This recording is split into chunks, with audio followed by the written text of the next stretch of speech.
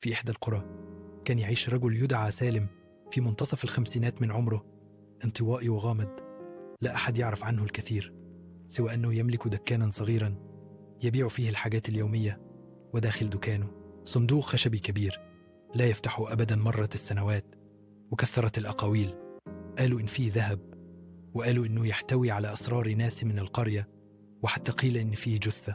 لكن سالم كلما سألوا أحد عن الصندوق كان يبتسم بهدوء ويقول جملة واحدة: لو فتحته حياتك مش هتبقى زي ما كانت أبدا. مرت الأيام وتوفي سالم فجأة دون أن يترك وصية، وما إن سمع أهل القرية بخبر موته حتى تدافعوا إلى دكانه.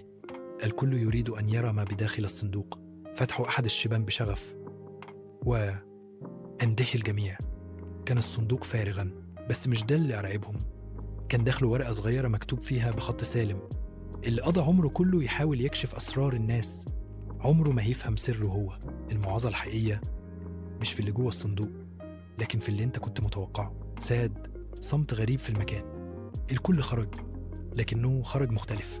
البعض شعر بالخجل، والبعض أدرك إن الفضول ساعات بيوصلنا لهلاك، والبعض ما قدرش ينام الليل